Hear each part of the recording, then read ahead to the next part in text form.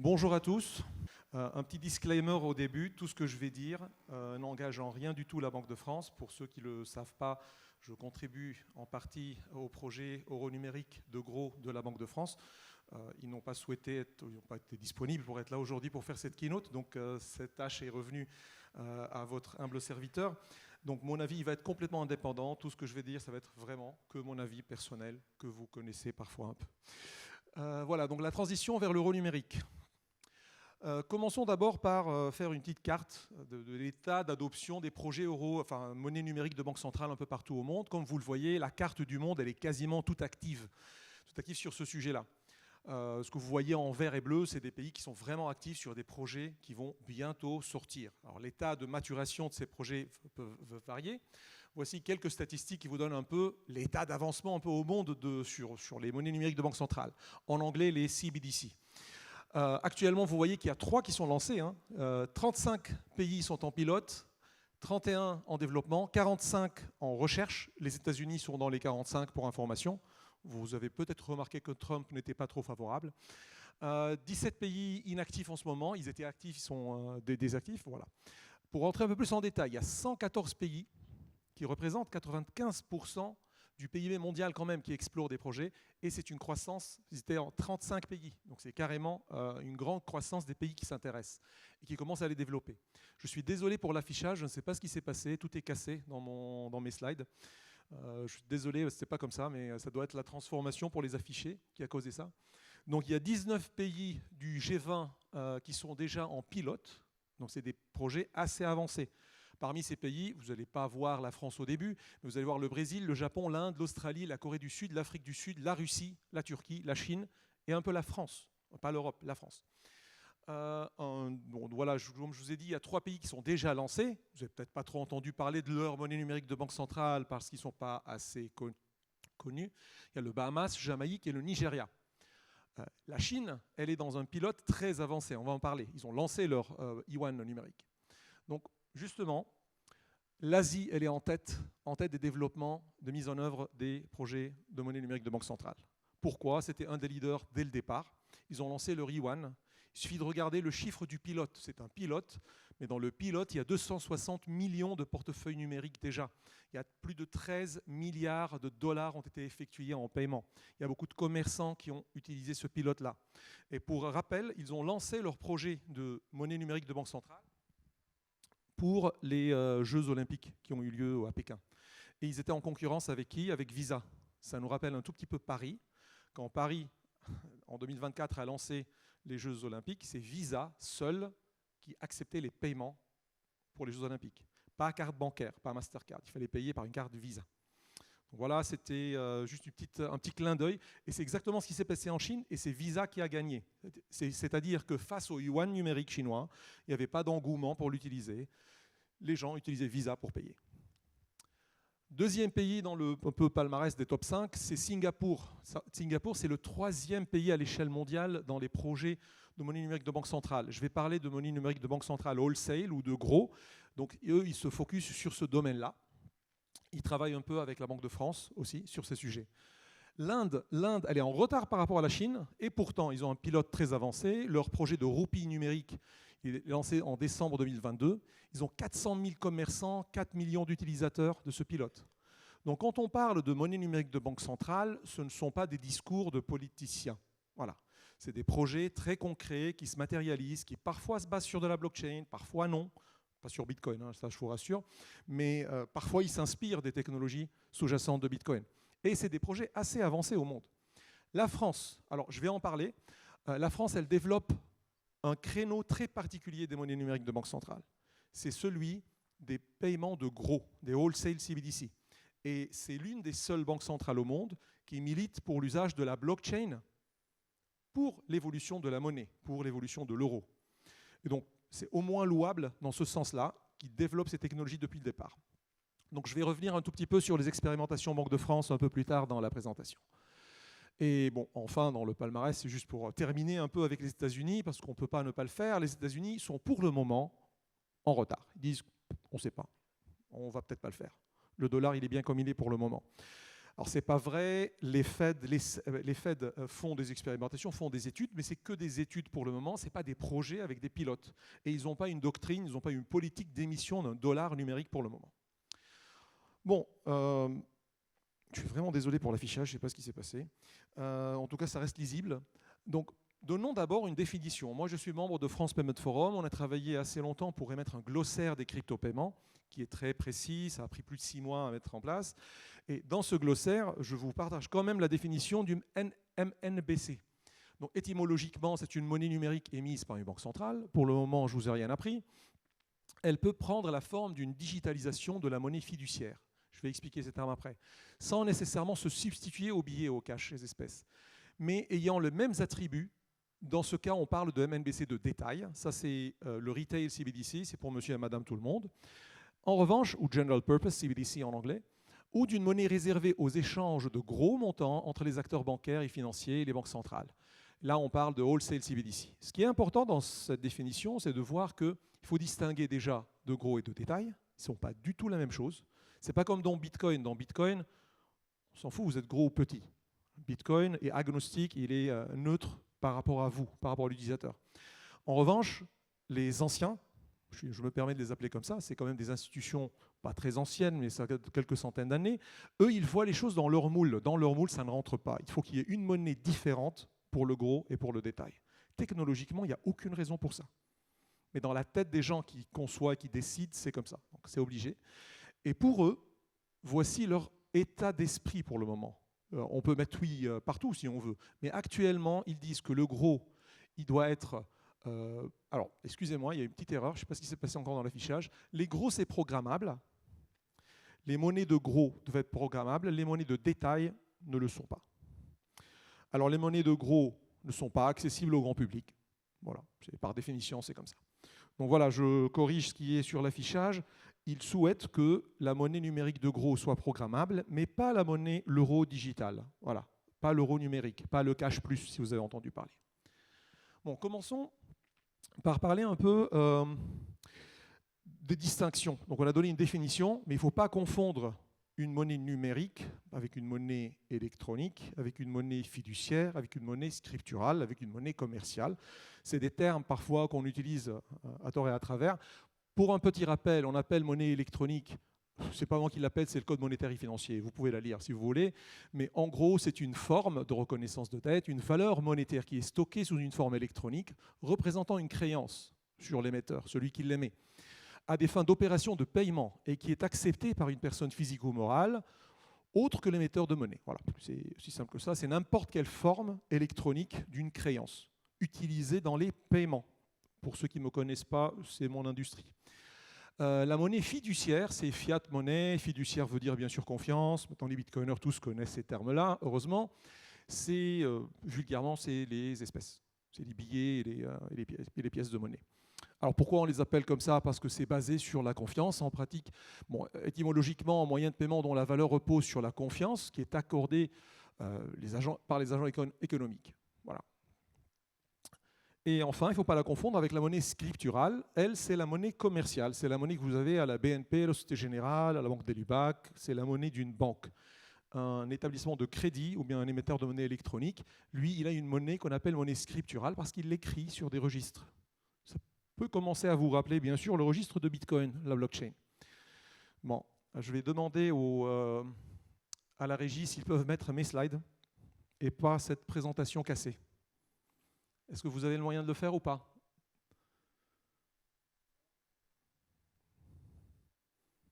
C'était un PDF très facile à afficher, c'était plus simple que de le transformer.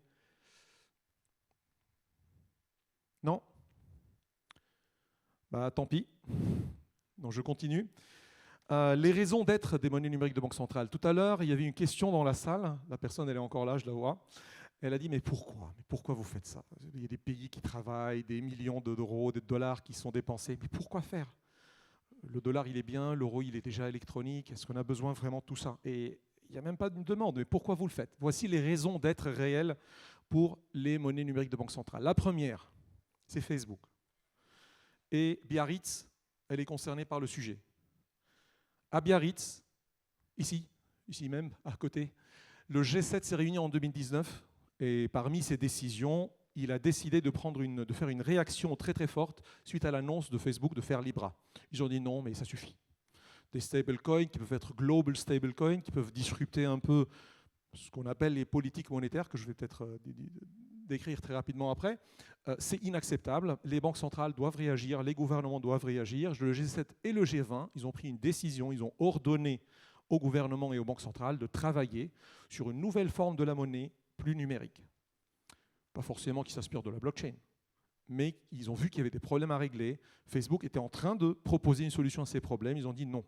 Pour rappel, Zuckerberg, il a passé des hearings, des auditions au Congrès pendant, je ne sais pas, 6 heures ou 9 heures. J'ai tout écouté pour comprendre vraiment ce qui se passe, donc ça m'a marqué. Et ils ont menacé de démanteler Facebook à cause de ça. Donc voilà, c'était d'abord et avant tout rien d'autre qu'une réaction à l'annonce d'un stablecoin par Facebook, parce qu'il a une masse critique. Alors, ça ne détruit pas la place de Bitcoin dans la provocation de la création de MNBC. Au contraire, Bitcoin, il a provoqué l'arrivée du paiement instantané. Quand Bitcoin a été lancé en 2008, toutes les banques centrales au monde, ils ont dit faire une transaction pendant un jour ou plusieurs jours, ça suffit. Il faut qu'on passe à du paiement instantané. Donc je continue. Deuxième raison. Les systèmes de paiement européens, alors ça c'est une raison locale en Europe, mais elle est parfois vraie dans d'autres régions du monde, c'est la fragmentation des systèmes de paiement. En Europe, nous avons en France la carte bancaire. C'est notre fierté. Nous avons inventé la carte bancaire. La France a inventé la carte bancaire tout court au monde. La carte à piste, elle est française. La carte à puce, elle est française. La cryptographie sur les cartes de paiement, c'est français. La norme EMV, c'est la norme standard des paiements par carte, ça commence par E, Europay, Mastercard and Visa. On était bien loin devant Mastercard et Visa. Bien sûr, tout était racheté par Visa après. Mais c'est pour dire que c'est en France, ce n'est pas en Europe. Ils ont une autre solution en Allemagne, une autre solution en Espagne, une autre solution en Italie. Cette fragmentation fait en sorte que nos marchés sont pris très facilement par des géants étrangers. Par exemple américains, par exemple PayPal ou Visa. L'Europe essaye de lutter contre cette fragmentation. Elle essaye de créer des normes. Nous avons le European Payment Council, nous avons les SEPA, la norme SEPA pour faire des virements et des prélèvements. Le paiement instantané, c'est un demi-succès. C'est quand même un succès, mais c'est un demi-succès. On essaye de dépasser cette fragmentation entre pays pour protéger une zone euro. Mais ça ne suffit pas et ça ne marche pas parce qu'il faut mettre non seulement d'accord des banques entre elles, concurrentes, mais aussi des États qui ont des intérêts parfois très divergents. Surtout des intérêts de souveraineté de leurs solutions. Oups. Ah, oui. Bon. Donc, voilà, premier problème, c'est la fragmentation. L'Europe essaie de mettre en place EPI, ça s'appelle Europe Payment Initiative, et donc les banques sont prises par tellement de projets de lutter contre la fragmentation qu'ils ne voient pas du tout de bon œil les projets d'euro numérique pour le moment. Deuxième raison d'existence des MNBC, c'est les coûts élevés des transactions. Actuellement, quand vous faites un paiement, je l'ai dit plusieurs fois sur Surfing Bitcoin, quand vous payez 100 € à un commerçant, par exemple un paiement en ligne, en moyenne au monde, il ne reçoit pas les 100 €. On va faire évaporer dans les tuyaux 2 à 4%. Il va recevoir 96 € ou 98 €. Le reste, il part vers la banque émettrice de la carte, vers la banque acquéreur du commerçant, vers le scheme carte et vers d'autres intermédiaires. Cette évaporation coûte cher. 4% d'une transaction, ça coûte cher. D'ailleurs, c'est comme ça que Visa, c'est l'un des plus riches au monde. Il fait des dizaines de milliards, des centaines de milliards par an en revenus, alors qu'il fait une bout d'autorisation d'une transaction. Donc, c'est lutter contre les frais de Visa, en plus de Mastercard, qui augmentent pour les banques. C'est justifié par l'inflation, justifié par leur coût d'opération de data center, mais ce n'est pas justifié pour le service rendu. Oui, d'accord, c'est leur tarif, peut-être, mais on a des solutions qui ne coûtent pas cher à mettre en place. Par exemple, l'instant payment pourrait coûter beaucoup moins cher pour les citoyens européens. Sauf qu'on ne peut pas l'utiliser avec la carte, et pas facilement avec le smartphone. Il faut insérer un IBAN, etc. Et donc l'euro numérique est censé venir essayer de régler ces problèmes. Voilà. Troisième point, la numérisation des activités. En fait, c'est FOMO, c'est Fear of Missing Out. Les banques centrales ont peur de louper une innovation technologique. C'est très clair, c'est dit officiellement. Tous numérisent, tous digitalisent, et nous, le cash, l'espèce, les paiements, il faudrait quand même qu'on passe à les transformer pour des dizaines d'années à venir. Donc la troisième raison d'être des monnaies numériques de banque centrale, la question tout à l'heure était mais pourquoi ils les font?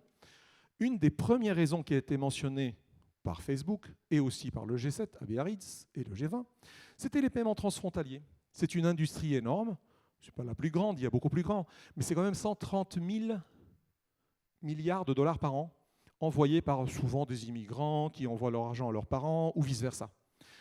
Donc ces sommes-là, le coût de la transaction, il n'est pas de 2 ou 4%. C'est souvent plus, c'est par exemple 10%. En moyenne au monde, c'est une moyenne mondiale. 10%, c'est énorme. C'est carrément du vol. Alors, quand je dis ça, je fais juste la voix du critique. Il faut gérer la logistique, il faut qu'il y ait du cash en face qui se déplace vers des points de cash. Donc il y a des coûts associés au cross-border. En revanche, c'est trop lent aussi. Ça peut prendre parfois 4 jours à 7 jours, à une semaine, pour faire un virement international. Donc c'est là où les monnaies numériques de banque centrale se mettent comme un objectif, ils sont à des années-lumière encore de le régler, hein. C'est de répondre à ce besoin. Parce qu'un euro numérique, pour l'envoyer en Chine, il ne sera pas instantané pour le moment. Il y a beaucoup de difficultés sur le chemin pour qu'un euro numérique qui n'existe pas se transforme en yuan encore. Mais on travaille sur des études, il y a des pilotes pour voir comment le faire. Voilà. Quatrième raison, la Banque de France, le gouverneur de la Banque de France, il a donné un terme marketing à l'euro numérique, il l'a appelé « c'est du cash plus ». C'est du cash en mieux. Bon, le marketing, on comprend ce que c'est toujours pour embellir quelque chose, donc il y a une part de vérité sûrement. Bon, j'ai décidé de l'appeler cash plus ou moins, parce que là où c'est plus, peut-être parce que c'est plus rapide, peut-être, ou plus digital, peut-être, il n'existe pas encore. En revanche, là où c'est plus ou moins, il y a une question sur la privacy, une question sur le contrôle. C'est des questions légitimes pour lesquelles il n'y a pas encore eu des choix finaux. Donc on n'a pas encore réglé le cash plus. C'est pour le moment cash plus ou moins. Mais c'est quoi les raisons? Alors, il y a des gens qui craignent le cashless society. Ce n'est pas du tout mes propos. Mes propos, c'est de dire qu'il y a, en Europe, on a imprimé, entre 2007 et 2021, 1000 milliards d'euros en billets, en plus. Parce qu'il y a ce qu'on brûle, les billets qui sont détruits et les billets qui restent. Le delta net, ça veut dire que la demande vers le cash, elle est en croissance énorme. Ce n'est pas une petite croissance, c'est 1000 milliards de billets. Les billets, en général, ne représentent rien dans l'économie. Et pourtant, la demande, elle était de 1000 milliards. En revanche, là où ils ont raison, il y a un vrai déclin de l'usage du cash dans les paiements, dans les points de vente. Donc pour rappel, c'était 65% en 2021, 59%, 72% en 2019, et en 2022, c'est 59%. Ça a baissé de 72 à 59. Moi, je me rappelle, en 2021, c'était à 65%. Donc voilà, ça a baissé. Et cette baisse-là, elle est utilisée comme un argument par les banques centrales pour dire, vous voyez, les Européens ne veulent plus trop payer avec les billets et les espèces. Demain, ça va être fait avec des monnaies numériques de banque centrale. C'est mieux, c'est logique. Donc c'est un argument qui s'entend, surtout qu'il y a eu le flippening entre les transactions cartes et les transactions espèces, qui vient d'avoir lieu cette année. Et quand je dis plan B, ce n'est pas un jeu de mots avec Bitcoin, quoique, c'est un plan B si le système classique tombe. Pour rappel, les services Target, les Target Services, ils ont subi une panne technique. Et là, c'est systémique, c'est toute l'Europe qui s'arrête. Tous les paiements en Europe s'arrêtent. Et donc, c'est un système central. Quand il s'arrête, plus aucun Européen peut faire un paiement. Plus aucune banque peut faire des virements, recevoir de l'argent. Donc, c'est quasiment mortel. À ce même moment, Bitcoin a fait sa plus grande transaction de l'histoire par hasard. Je ne me rappelle plus, 1 milliard ou plus de dollars, et ont été transférés en Bitcoin en 10 minutes, et il y avait commission $1. Et ils n'ont pas payé beaucoup de commissions. Ils ont choisi de ne pas payer de commission, ceux qui ont fait la transaction. Donc voilà, c'est un deuxième rail, on appelle ça un deuxième rail. Une autre vraie raison de plan B, c'est lutte contre la fraude. Ce que je ne vous ai pas dit aujourd'hui, mais que j'ai répété chaque année à Surfing Bitcoin, c'est que la fraude sur les paiements non euro numérique et non Bitcoin, elle est trop élevée relativement aux paiements de proximité. Quand je paye avec ma carte chez le boulanger, il n'y a quasiment pas de fraude. En revanche, si on paye en ligne, la fraude, elle est 19 fois plus élevée. Et donc, une des raisons de mettre en place un projet d'euro numérique, c'est d'avoir ce sorte de push payment. Je sors l'argent de mon wallet et je le paye à quelqu'un. C'est de l'argent de la Banque centrale qui sort de ma poche et qui tombe dans votre poche. Voilà. Dans ce sens, on peut lutter déjà contre grande partie de la fraude. Maintenant, parlons des cas d'usage et limitations. Quand je dis cas d'usage, c'est pourquoi on veut le faire, c'est le vrai pourquoi. Ce n'est pas les raisons, c'est pourquoi faire avec. Et où sont les limitations aujourd'hui? Donc les premiers cas d'usage, on va distinguer entre détail et de gros, wholesale et retail CBDC. Pour la monnaie de tout le monde, l'euro numérique, le digital euro, le cash plus, il va être utilisé pour des paiements du quotidien, des petits montants par exemple. C'est surtout aussi l'argument de l'inclusion financière, quoique. Une personne en Europe qui n'a pas un compte bancaire, il n'y en a pas beaucoup, donc c'est une petite niche. Et en plus, souvent, elle a des difficultés avec les technologies. Et pourtant, l'euro numérique doit pouvoir être facilement utilisable pour toutes les catégories d'utilisateurs. Il y a une promesse sur le respect de la vie privée. Quand ils ont fait le sondage pour le lancement de l'euro numérique, la première demande des Européens était « privacy first ». Ils ont fait genre 12 caractéristiques. Les Européens ont dit on veut d'abord la privacy. Là, ils se sont dit privacy, c'est difficile à faire, difficile. Donc pour le moment, ils ont promis qu'ils vont l'assurer, au moins pour les paiements offline. C'est-à-dire qu'ils vont faire en sorte que l'euro numérique, qu'on puisse l'utiliser en mode offline, d'un wallet à un autre, pour des tout petits montants, je ne sais pas, 30 € par exemple. Et là, l'État ne veut pas voir ce que vous faites. La banque ne veut pas voir ce que vous faites au moment de la transaction. Après, c'est une autre question. Il y a des difficultés dans ces histoires qui ne sont pas encore réglées et pas statuées. Mais la promesse est là. Et bien sûr, réduire les frais de transaction. En revanche, les limitations de ces promesses sont les suivantes. Il y a un grand risque sur la liquidité. Pourquoi les banques sont contre les projets de monnaie numérique de banque centrale? C'est qu'une banque dans laquelle vous ne mettez pas de l'argent, vous ne dépensez pas des fonds en monnaie scripturale, pour ceux qui ont suivi, donc c'est la monnaie qu'eux, ils écrivent sur le registre. C'est cette monnaie-là qui leur permet d'émettre des crédits. Pour ceux qui connaissent le système fractionnaire, vous mettez 10 000, ils ont droit d'émettre 100 000 en crédit, en face, à peu près. Donc cette logique-là, elle risque d'être cassée. C'est-à-dire que les banques, elles ne vont plus pouvoir donner beaucoup de crédit et financer l'économie. Donc c'est grave. Donc c'est une question vraiment grave. Et donc les banques, ils te disent, mais si en plus on doit sortir du cash en espèces et billets et en monnaie numérique, les gens vont fuir, ils ne vont plus mettre d'argent chez nous.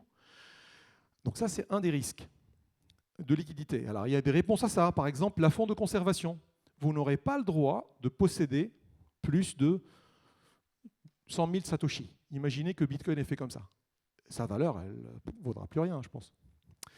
Ils veulent faire ça pour protéger le système de crédit. Donc, vous n'aurez pas le droit d'avoir plus de 1 000 à 3 000, ce n'est pas décidé encore, euros. Alors, en plus, il n'y aura pas de taux d'intérêt dessus. Ils ne seront pas rémunérés. Bon, d'accord, à la rigueur, vous pouvez dire c'est un stablecoin limité sans staking. Mais le pire, c'est que les commerçants n'auront pas le droit de le posséder. Donc, je ne sais pas si on peut appeler ça complètement une monnaie. Et ça, c'est des décisions pour le moment. Hein. Ça, c'est ce que je vous dis, c'est des décisions. C'est le commerçant, il va avoir un système qu'on appelle reverse waterfall.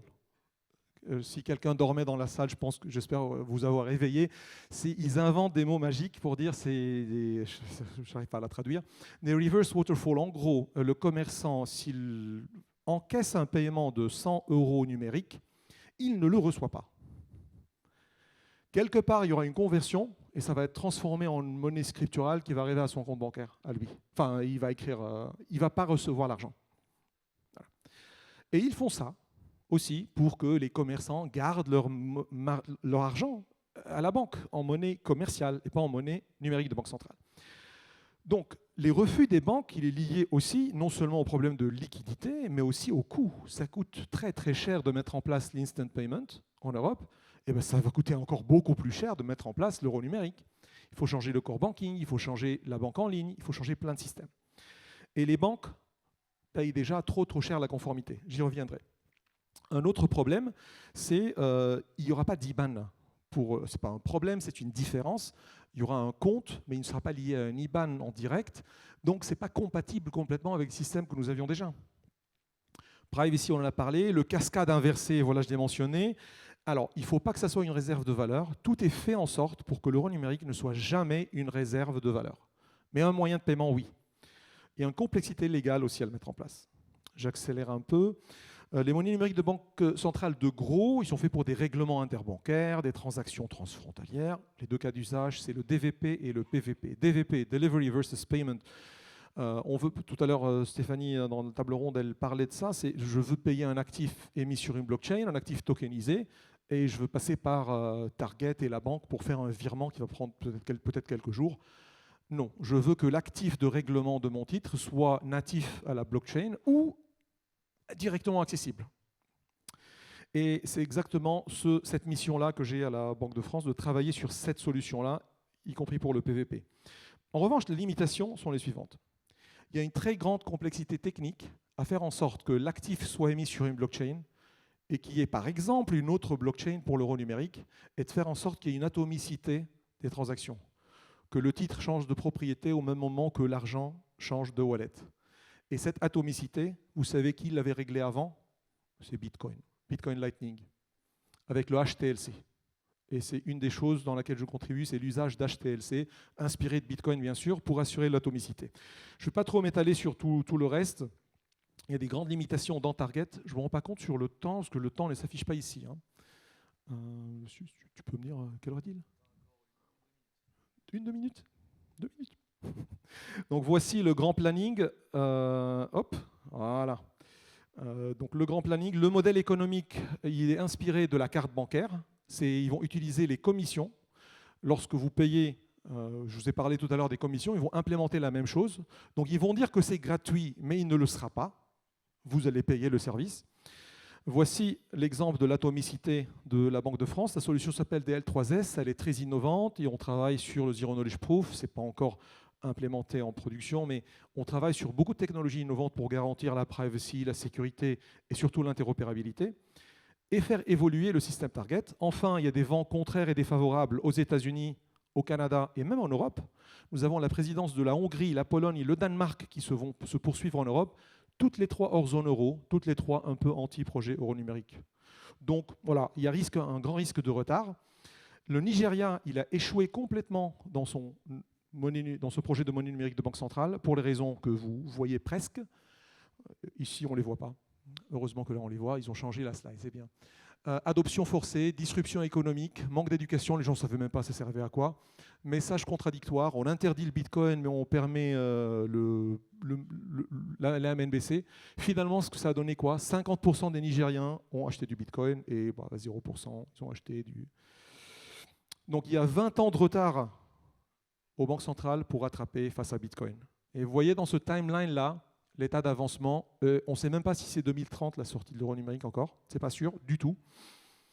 En attendant, Bitcoin, lui, il gagne beaucoup. On va parler dans la table ronde suivante de l'adoption de Bitcoin dans les paiements et d'autres solutions de crypto-paiement.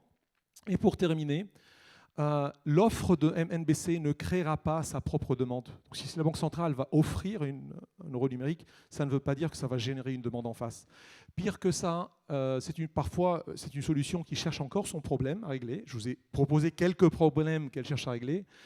Le pire, c'est que Ulrich Binzel, à la BCE, il a même insulté un peu les banques. Il a dit que les banques aboient aux mauvais arbres. C'est une expression anglaise, « banks are barking up the wrong tree ». On les a traités de chiens. Pour rappel, il y a un autre proverbe arabe qui dit « les chiens aboient et la caravane de Bitcoin passe ». Voilà, merci à tous.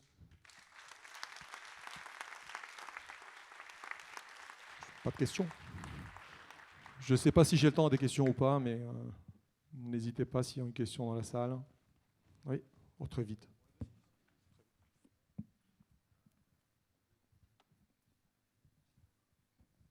Bonjour.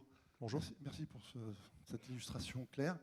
Vous n'avez pas évoqué la dédollarisation, notamment sur le CBDC chinois. Le yuan n'a pas d'autre volonté d'être que d'inonder sur la route de la soie numérique une bonne centaine de pays pour utiliser et lutter contre la faciliter la dollarisation. Quand vous parlez de la dédollarisation, c'est les pays qui veulent se débarrasser de leurs fonds en dollars? Les échanges commerciaux, 170 trilliards par an qui sont sur SWIFT. C'est un sujet très très vaste économiquement. Il y a l'impression monétaire, on n'a pas eu le temps de parler de ça, c'est du tout dans les projets euro numériques qui a dévalué d'un côté le dollar, de l'autre côté l'économie chinoise qui détenait beaucoup de fonds en dollars qui ont perdu de valeur du coup, donc ils ont décidé de prendre un autre chemin. Et effectivement, c'est une guerre monétaire totale au monde. Il y a un rapport de la Banque suisse qui a dit que très probablement ceux qui sortiront gagnants de cette bataille de guerre mondiale monétaire, c'est le yuan chinois et le bitcoin. C'est un rapport officiel d'une grande banque en Suisse. Swissbank. Merci. De rien. Dernière question. Oui, merci pour ces infos utiles.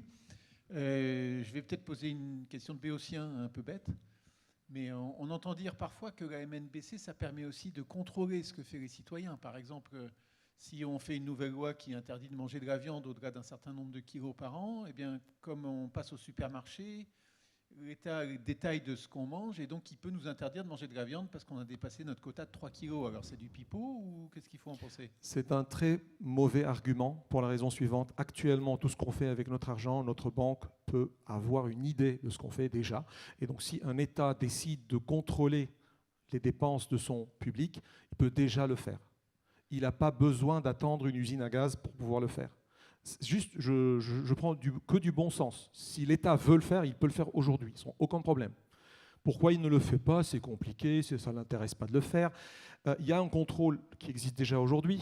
Il y a eu un grand scandale à Bercy où à un moment, le ministre des Finances il a demandé d'avoir un accès en temps réel sur les soldes des comptes des Français, en secret. Et quelqu'un à Bercy, il a révélé ça, il a été viré. Je ne vais pas nommer les personnes. Vous cherchez, vous trouvez le scandale. Donc, c'est-à-dire que les contrôles existent déjà. Ce risque va toujours exister. En revanche, la promesse de la BCE, c'est de faire en sorte que la BCE n'ait aucune vision sur vos transactions personnellement, individuellement, et vous identifier. En revanche, votre banque va vous identifier. Je dis ce qui existe. Il n'y aura pas du zero knowledge proof pour toutes les transactions. Il n'y aura pas un anonymat complet, non. Est-ce qu'il est quand même exact qu'aujourd'hui, quand je passe à la caisse à Carrefour pour acheter mon steak, on ne peut pas me bloquer mon paiement parce que c'est un steak, alors que demain, ça sera possible? Non, pas du tout, parce que vous allez payer une facture de 100 € à Carrefour. On ne voit pas ce que vous avez acheté, à moins que Carrefour communique la facture dans le système. Et ça, c'est la digitalisation des factures électroniques. Il y a ce risque dans ce côté-là, mais pas dans la nature de la monnaie. En revanche, il y a des risques de contrôle sur la monnaie dirigée. Alors, il y a des risques positifs et négatifs. Le risque positif, c'est de pouvoir donner des aides ciblées et vous dire que cet euro, vous ne pouvez le dépenser que sur l'éducation. Alors, ça fait une subvention d'une industrie. On peut dire que c'est bien ou du point de vue libéral, c'est mauvais, j'en sais rien. Mais oui, ça devient un outil dans ce sens, y compris pour la collecte de l'impôt automatique aussi. Ces questions se posent, il n'y a pas de réponse satisfaisante à ces questions pour le moment. Merci à vous tous.